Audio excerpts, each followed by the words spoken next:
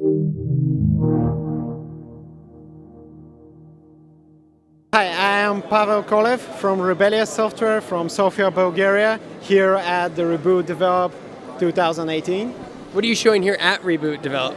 Yeah, we're showing our first game, World of Myths. It's an online collectible card game where you choose a mythology, build a deck, and compete against other players.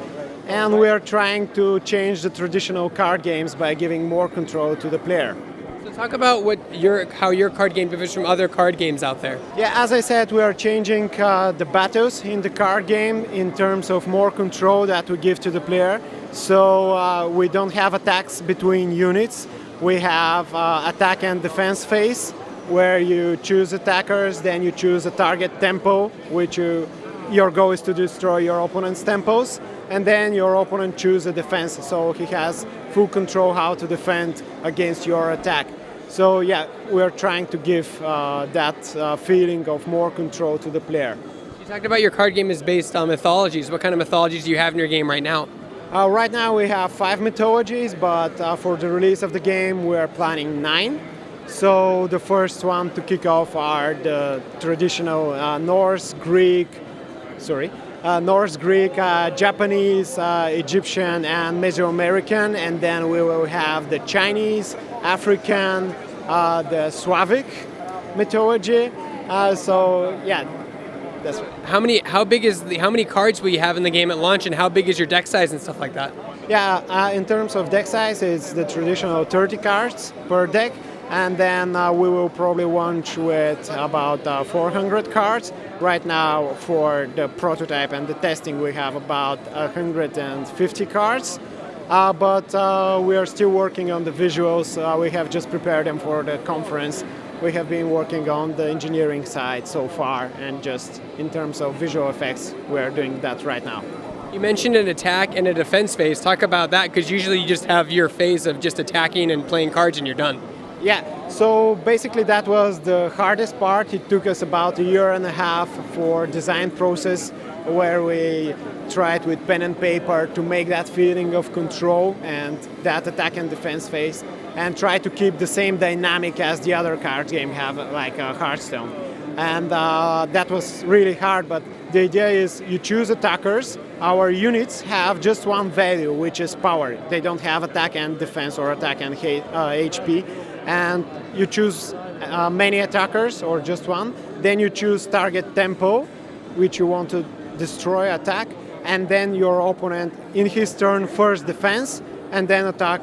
Choose his attacking units. So you get to choose who attacks, then you get to choose who takes the attacks. No, we don't have battles between the units. They attack as a group, and the defender defends as a group. You don't choose which to block, so they don't have like HP to block the attack. They have something we're calling endurance, which is in how many battles a unit can participate. So when the unit runs out of endurance, it dies.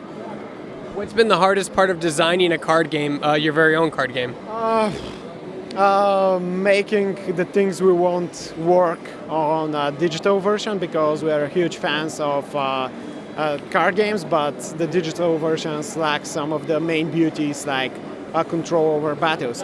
And this was the hardest part, making it as simple as dynamic, and yeah, that's basically. It took us about a year and a half, so we started with a prototype, attending different events and attending different conferences, testing with players and different game jams, and just to figure out how can we make it at this point. Yeah. Did your game start out as a game jam game?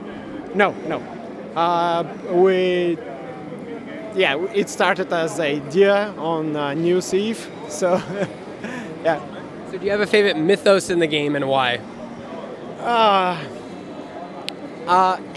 It always changes based on the myths that we are working on currently. And when we start working, for example, on the Japanese, and I was fascinated with all their strange creatures, one-legged umbrella that is carrying people with scarves and things like that. And those were my favorite. Now we're working on the Mesoamerican, and all of a sudden, whoa, they are my favorite. So yeah, it's really amazing work to research all those myths and find info about those. So. Now, when your game comes out, what platforms will be on? Are you planning free to play or microtransactions or what? Yeah, we're starting with free to play with wood boxes, but we will be launching at the end of the year in October with our subscribers, and then on targeted markets before launching on US. And first it will be available just for desktop, and we will try to polish everything and set everything in stone before releasing it on mobile. Any plans for Nintendo Switch?